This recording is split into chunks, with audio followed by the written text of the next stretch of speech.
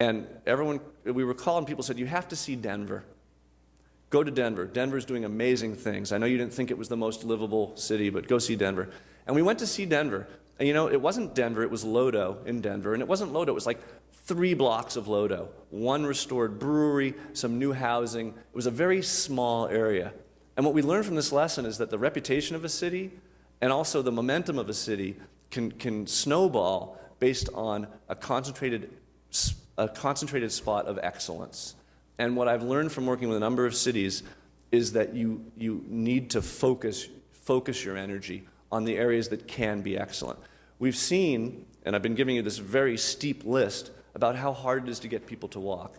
And we have to admit that your city, even your CBD, which is quite large, your downtown area will never be entirely walkable. And it can't be, and it won't be, and it really shouldn't be.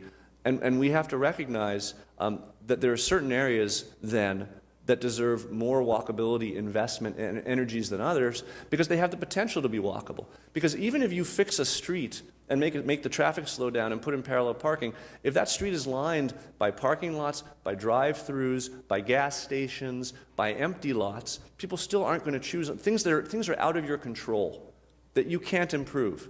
You can try, but they're not. You don't own them. So you only really want to. You don't let the rest of the city go to heck, but you say, I'm going to conduct an urban triage. I'm going to invest my money in those areas where they can be useful. And this is what I'm doing. This is what I've done for you. I'm going to show you the map that I've created. I've gone through the city and found the areas that can be excellent. And I'm trying to focus you there. And this is something I work with a lot of mayors on, and I'm sure city councils feel the same way. City planners feel the same way. You feel a responsibility to your entire city. And I always try to direct city leaders to the downtown for several reasons. One, the downtown is the part of the city that builds the reputation of the city. When people think about your city, they think about the downtown. But also, the downtown is the part of the city that belongs to everybody. Wherever you live in the city or even in the region, the downtown belongs to you. So it's a very equitable, society-wide way to have an impact first.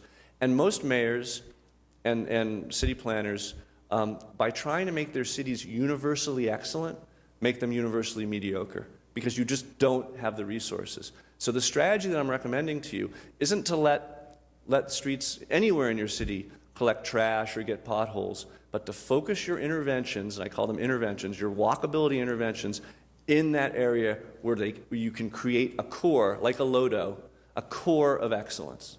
And in Lodo, we saw that it spiraled outward, and now so much of Denver is a wonderful walking city. And what's interesting, if you look at your map here, this is what's called a figure ground map. The buildings are in black. There are so few streets in your downtown area that are continuously lined by buildings. And we talked about this comfort. You have so many surface parking lots and empty lots and drive-throughs and other things that erode the streetscape and the edges of the streets, that it's very easy to identify those places where walking is possible and likely to occur. So you have this condition of just streets bound by parking lots throughout your town. And in this environment, making the streets safer won't have much of an impact. And then you have areas, streets, where they're lined by buildings, but it's essentially blank walls and parking lots. And unless those buildings are going to go away, that's also not the place to put your investment first. So we have the A to F mapping exercise and the urban triage that I conducted. This is the mapping exercise. We drove every single, it was too many to walk. We drove every single block in your city, and from green to red, you see a grade of A to F, not in the quality of the streets, not in the speediness or the detailing of the roadway, but in the shape of the spaces and the comfort and the interest of those spaces. And what this does then is it says the places that are green, the places that are yellow or just getting to be orange, their investments in making the streets safer will have an impact. And then you take that diagram and you turn it into what's called the urban triage street assignment, because you want the walkable areas to connect to each other. This is a little bit sophisticated, but clearly people like to walk when they get from one thing to another. It doesn't help to have isolated spots of walkability that don't form a network with each other. And so here what you see in green are the streets, based on this analysis, the streets that I believe can be pedestrian friendly in the short to midterm. Some of them already are. And you see in yellow the streets that can be pedestrian friendly in the mid to long term. But what you see unmarked are the hundreds of blocks which will be principally automotive into the future.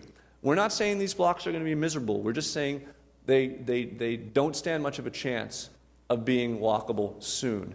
Now, if on any street, private property owners want to get with the city and collectively decide that we're going to turn our block from gray to yellow or from yellow to green, that's great. But this is based on conditions on the ground now. And you see, if you compare one plan to the other, how the patterns that exist in the A to F mapping are allowed to emerge and create a connected network in the triage street assignment. And then finally, because this area is pretty large and would require many more interventions than we might want to do immediately, I focused in even tighter on a core of walkability and outlined the streets both because of their current excellence, but also because of their importance in your street network that I think constitute the very, very first place to focus. And that's this stretch right here. And you see it's the excellent east-west Park Street, Harvey and Robinson, which are doing pretty well north-south, part of Broadway, the key connection along Sheridan into Bricktown, and then the already fairly excellent part of Bricktown. And then finally, all the tourists and other people you have who arrive or locals who visit your bombing monument up on 5th Street. I think that's a key place to get pedestrians and bring them into your downtown core. People are already walking on these streets, even though they're not so excellent. So we need to wrap those people up and bring them into downtown. So the core walkability interventions have to do with now moving beyond first identifying these are the streets that we need to make safe. And we're going to focus first on making these streets safe. But then they say, what are the private interventions? What are the interventions on private land that we want to encourage, that we want to incentivize, that we want to use TIF, we want to use whatever means is at our disposal to make private investment happen? And what you see in this map, and you really can, for now, this is the closest thing I've given you to a plan. And what you see here in red are the building sites that are key to core walkability. And I'm going to go through them. But if you fill in these red sites first, you will make the core successful in terms of how the streets are surrounded.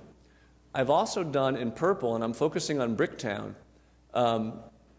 Sorry, we'll get to Bricktown in a minute. And the pinkish color are the sites that are key to future connectivity. And you notice I'm looking at the Businessmen's Association, the Chamber of Commerce site, and also the connections into Maywood Park and the Deep Deuce, and talking about the sites that are key to future connectivity. And then I'm also showing in this drawing, although it's a different discussion, a plan for the eventual completion of Bricktown. And then finally I'm showing key gateways that need to be improved in yellow. So zooming in to the, and again you see how these sites are the things that are needed.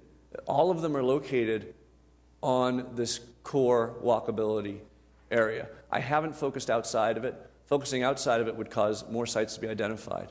And so zooming in now to downtown, we can see that between Main Street and City Hall is a very important block that, if it is filled, will give shape to both the City Hall green and to Main Street, which is almost perfect, but not quite there yet. That's a very important site. Now, a general strategy here is you say, well, how can I fill in these sites if they're functioning as surface parking lots? And a lot of cities struggle with that. And the key to this whole strategy as a city is to treat parking as a public good and to understand that you're not really a transit city yet. That might be in your future. We have to develop walkers first before we develop more transit riders. But understanding that driving and parking is a big part, a necessary part of what you are as a city. We need to treat parking as a public good, and we need to strategically locate collective parking lots in such a way that these surface parking lots are no longer profitable and no longer sit in speculation. So you see here the site that I've told you about. You also see on, east of the Devon Tower, across from the Cold Court Hotel, you see another real challenge, which is is it called the Century Center? Is that what it's called? Which is an important knuckle in the street plan that also needs improvement. So here's the site across from the city offices, very important mid-block piece. Now, you have hundreds upon hundreds of empty lots in your city. What I'm doing with this plan, or with these recommendations, is I'm picking 16 of them, and I'm saying, don't exert any effort into filling the others until you've filled these first. This is the site now looking back towards City Hall, across Main Street. And then again, the